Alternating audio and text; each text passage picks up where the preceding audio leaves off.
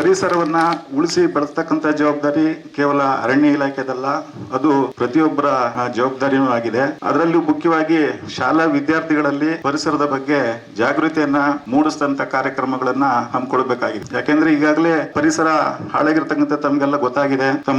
ಈಗ ಹವಾಮಾನ ವೈಪರೀತ್ಯ ಆಗ್ತಾ ಇದೆ. ಮಳೆಗಾಲ, ಚಳಿಗಾಲ ಮತ್ತೆ ಬೇಸಿಗೆ ಕಾಲ ಯಾವ್ಯಾವ ಟೈಮಲ್ಲಿ ಇರ್ಬೇಕಿತ್ತು ಆ ಟೈಮಲ್ಲಿ ಇಲ್ಲ. ಮಳೆಗಾಲದ ಬೇಸಿಗೆ ಕಾಲದಲ್ಲಿ ಮಳೆ ಬರ್ತಕ್ಕಂಥದ್ದು, ಆ ತರ ವೈಪರೀತ್ಯ ಉಂಟಾಗಿದೆ. ಸೊ ಇದಕ್ಕೆಲ್ಲ ಮೂಲ ಕಾರಣ ಅರಣ್ಯ ನಾಶ ಆಗಿರ್ತಕ್ಕಂಥದ್ದು. ಸೊ ಹಿಂದೆ ಹಲವಾರು ಉದ್ದೇಶಕ್ಕಾಗಿ ಅರಣ್ಯ ನಾಶ ಆಗಿದೆ. ಈಗ ರಸ್ತೆಗಳನ್ನ ಅಭಿವೃದ್ಧಿ ಮಾಡ್ಲಿಕ್ಕೆ ಅರಣ್ಯ ನಾಶ ಆಗಿದೆ, ಅಣು ಸ್ಥಾವರಗಳನ್ನ ಸ್ಥಾಪಿಸ್ಲಿಕ್ಕೆ ಅರಣ್ಯ ನಾಶ ಆಗಿದೆ, ಜಲಾಶಯಗಳನ್ನ ನಿರ್ಮಾಣ ಮಾಡ್ಲಿಕ್ಕೆ ಅರಣ್ಯ ನಾಶ ಆಗಿದೆ, ಮತ್ತು ರೈಲ್ವೆ ಯೋಜನೆಗಳನ್ನು ಮಾಡ್ಲಿಕ್ಕೆ ಅರಣ್ಯ ನಾಶ ಆಗಿದೆ.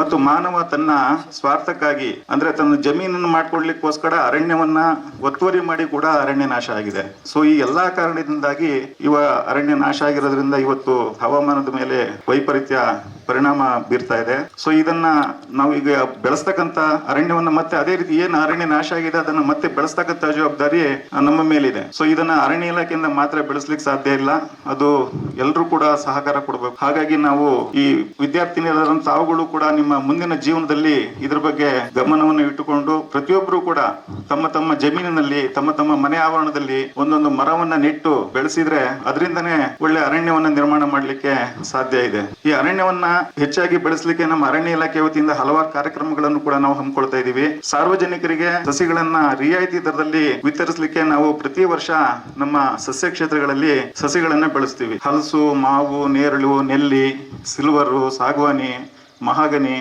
ಶ್ರೀಗಂಧ ಮುಂತಾದಂತ ಜಾತಿಯ ಸಸಿಗಳನ್ನ ಬೆಳೆಸ್ತೀವಿ. ಅದನ್ನು ಪ್ರತಿ ವರ್ಷನೂ ಕೂಡ ಜೂನ್ 1ನೇ ತಾರೀಕು ಮಳೆಗಾಲ ಸ್ಟಾರ್ಟ್ ಆದಾಗ ರಿಯಾಯಿತಿ ದರದಲ್ಲಿ ಕೊಡ್ತೀವಿ. ಸೊ ಹಾಗಾಗಿ ಅದರ ಸದುಪಯೋಗವನ್ನ ತಾವೆಲ್ಲರೂ ಕೂಡ ಪಡೆದುಕೊಳ್ಬೇಕು.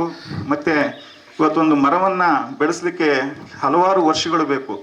ಆದರೆ ಒಂದು ಮರವನ್ನು ಕಡಿಲಿಕ್ಕೆ ಕೇವಲ ಈಗೆಲ್ಲ ಮಿಷನರೀಸ್ ಬಂದ್ಬಿಟ್ಟು ಸಾಮಿಲ್ಸ್ ಮಿಷನರೀಸ್ ಬಂದಿದೆ. ಹಿಂಗು ಒಂದು 10 ನಿಮಿಷ, ಕಾಲು ಗಂಟೆನಲ್ಲಿ ದೊಡ್ಡ ಮರವನ್ನು ಕಡಿದು ಉರುಳಿಸ್ಬಿಡ್ತೀವಿ. ಹಾಗಾಗ್ಬಿಟ್ಟು ಮರವನ್ನು ದೊಡ್ಡದಾಗಿ ಬೆಳೆಸಲಿಕ್ಕೆ ಬೇಕಾದಂಥ ಸಮಯ ಅದನ್ನು ತೆಗಿಲಿಕ್ಕೆ ತುಂಬ ಕಡಿಮೆ ಸಮಯದಲ್ಲಿ ತೆಗಿತೀವಿ. ಈಗ ಒಂದು ಮರ ಲಕ್ಷಾಂತರ ಬೆಂಕಿ ಕಡ್ಡಿಗಳನ್ನು ಉತ್ಪಾದನೆ ಮಾಡಲಿಕ್ಕೆ ಕೊಡ್ತದೆ. ಆದರೆ ಒಂದೇ ಒಂದು ಬೆಂಕಿ ಕಡ್ಡಿ ಅರಣ್ಯಕ್ಕೆ ಏನಾದ್ರು ಬೆಂಕಿ ಹಾಕಿದ್ರಿ ಅಂದರೆ ಲಕ್ಷಾಂತರ ಮರಗಳು ನಾಶವಾಗ್ತವೆ. ಸೊ ಹಾಗಾಗ್ಬಿಟ್ಟು ಅರಣ್ಯಕ್ಕೆ ಬೆಂಕಿ ಕೊಡ್ತಕ್ಕಂಥದ್ದು, ಮತ್ತು ಅರಣ್ಯವನ್ನು ಒತ್ತುವರಿ ಮಾಡ್ತಕ್ಕಂಥದ್ದು, ಮರಗಳನ್ನು ಕಡಿತಕ್ಕಂಥದ್ದು ಅಂಥದ್ದು ಯಾವುದೂ ಕಂಡು ಬಂದರೆ ಅದಕ್ಕೆ ಯಾರೂ ಕೂಡ ಉತ್ತೇಜನವನ್ನು ಕೊಡಬಾರ್ದು. ಅದಕ್ಕೆಲ್ಲರೂ ಕೂಡ ಅರಣ್ಯ ಇಲಾಖೆಗೆ ಸಹಕಾರವನ್ನು ನೀಡಬೇಕು.